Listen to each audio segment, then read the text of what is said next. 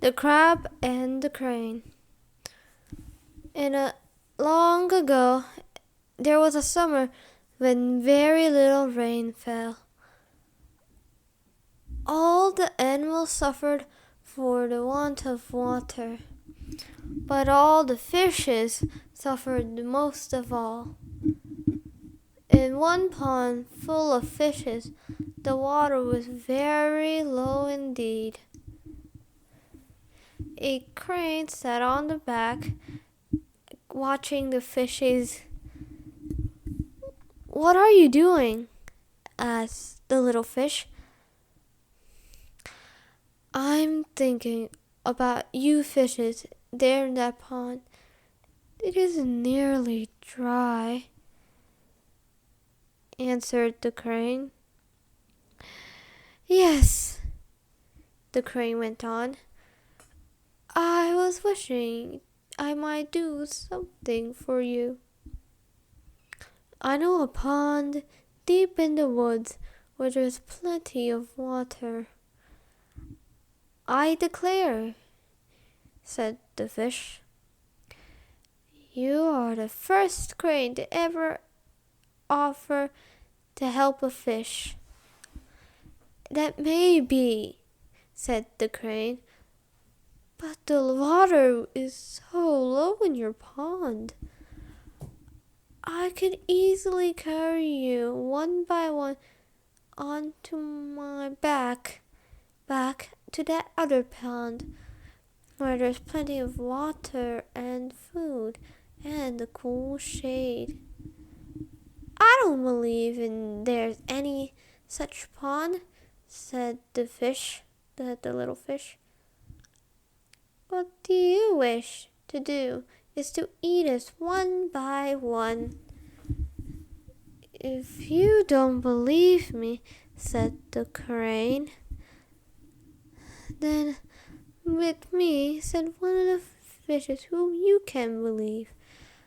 "I'll show him the pond and bring him back to tell you about it."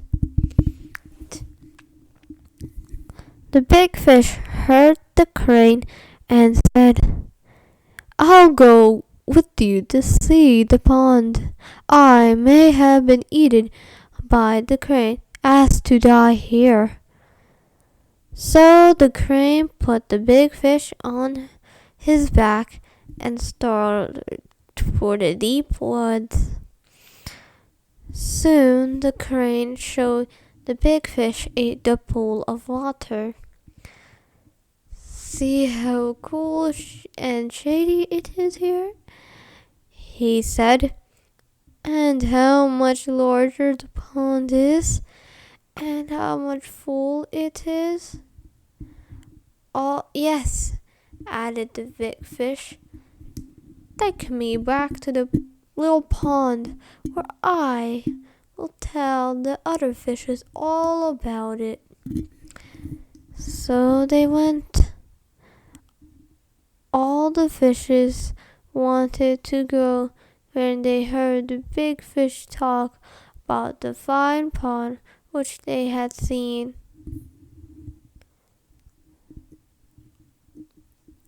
So the crane put the big fish on his back and started for the deep woods.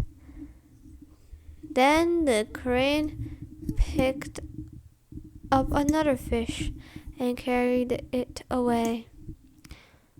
Not to the pool, but in the woods where the other fishes could not see them. Then the crane put the fish down and ate it. The crane went back for another fish he carried to the same place in the woods and ate it too. This is until he had eaten all the fishes in the pond. Next day, the crane went to the pond to see if he hadn't left a fish. There was not one left, but there was a crab on the sand. "Little crab," said the crane. "Would you take me to the fine pond deep where I took the fishes?" "But how can you carry me?" asked the crab.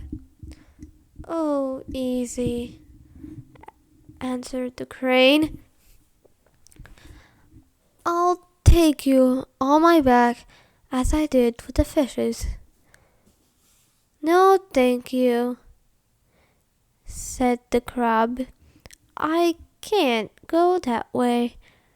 I am afraid you might drop me. If I could take hold of your neck, my claws, I would go. You know, we crabs have a tight grip."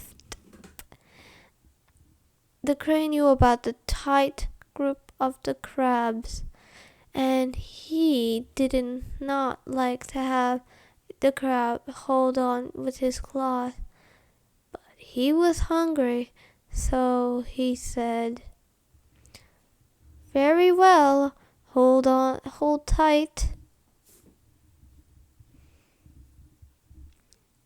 And off went the crane with the crab. And off went the crane with the crab.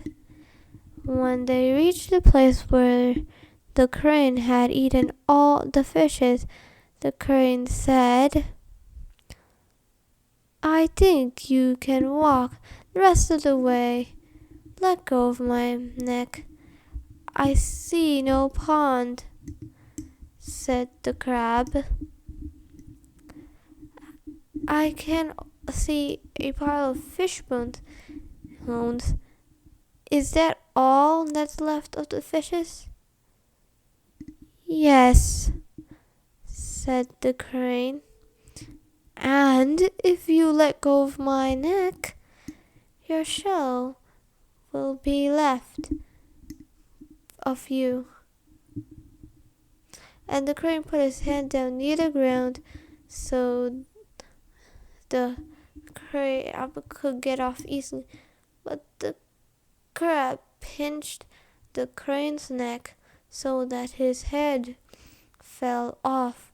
"Not my shell, but your bones are left to dry with the bones of the fishes," said the crab.